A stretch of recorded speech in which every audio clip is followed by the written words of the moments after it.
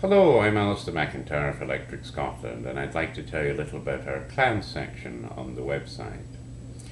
Essentially, our clan section is our attempt at giving you some of the history of the Highland clans of Scotland.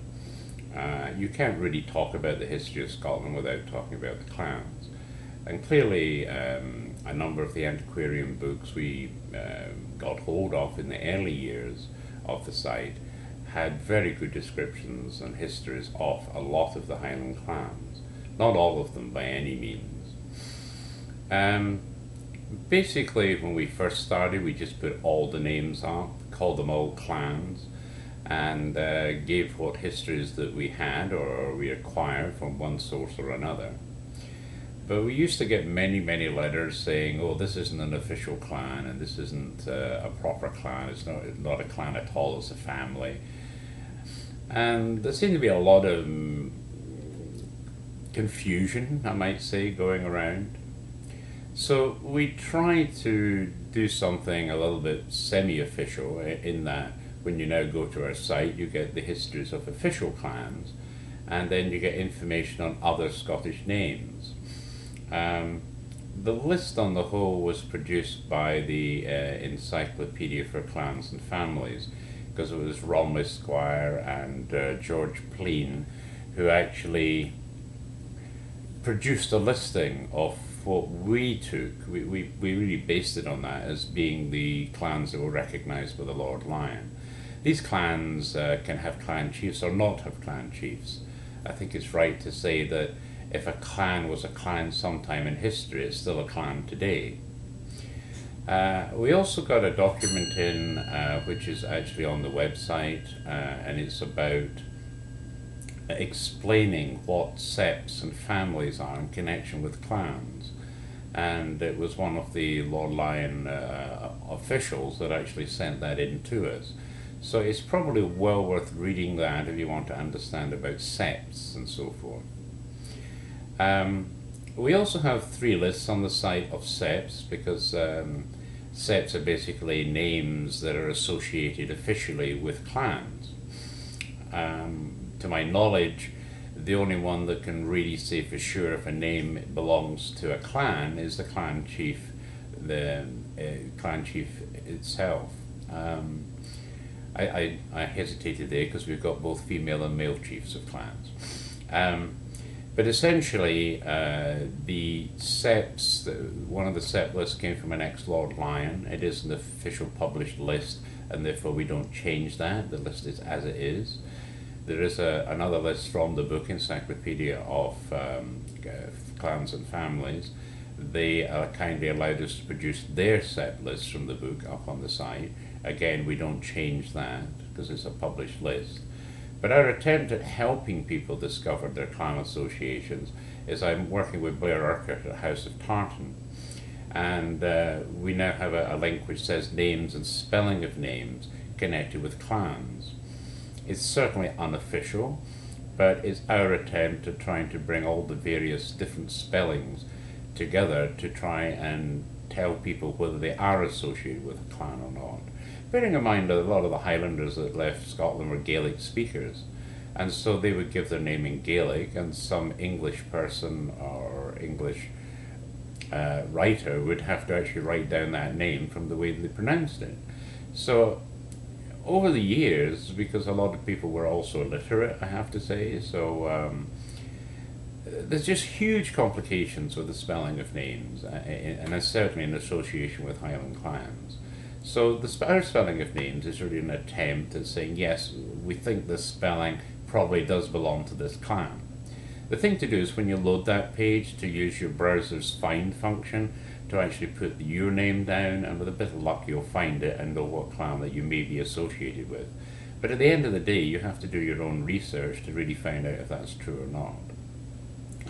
Also within the clan section, we have information on the great historic families of Scotland. So in there you're going to get the families rather than the clans in some instances. We also have historic earls and earldoms of Scotland. So one way or another you're going to get a good feel for the clans and the big families and so forth in Scotland. We also produce a number of other smaller bits of information, such as we have a very old account of how the clans were formed. So that's in. The Lord of the Isles was pretty important. We have a bit of a section about the Lord of the Isles in history. We also have clan maps. We've got a couple of very fine clan maps that you can view on the site. And a little bit of a sales plug. We do have our own clan map that we've produced ourselves. That clan map actually is a replication of a map that was produced based on the Scottish Acts of Parliament in 1594. So it has an official bearing at that particular time. Bearing in mind with clan feuds, clans could conquer other clan lands and so forth. So the territories that the clans had were movable. But at least at that point in history, they were accurate. So it's quite a nice clan map to have. We also have other little bits and pieces on the site. And as I reference my own menu here, you'll find that we've got a book called Clans and Families of Ireland and Scotland. This was done by Professor Tom Kearney, and it's a very fine book if you're trying to understand the connections and how Scots came into being and where we all came from. We've also got the historical geography of the clans of Scotland. That's in that section as well. We also have an account of the Scots-Irish, the Ulster Scots, the 13th tribe some people call them. And we've also got a section about clan newsletters. This is where clans choose to send us in information. Essentially, you'll find that some clans are pretty open and they like to send us every newsletter that they put out. Other clans maybe just put one up because they feel that that's the value of their subscription and membership dues. So the thing to do is just explore and see what else you can find in there. We also, I might add, have a section about the Court of the Lord Lion.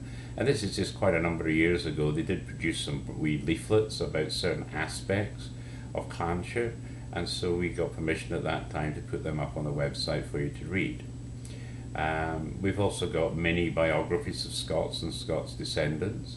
That's really where you, individually, if you can write us a wee story about your Scottish connections and your family, then send it in to us and we'll put it up in that section for you.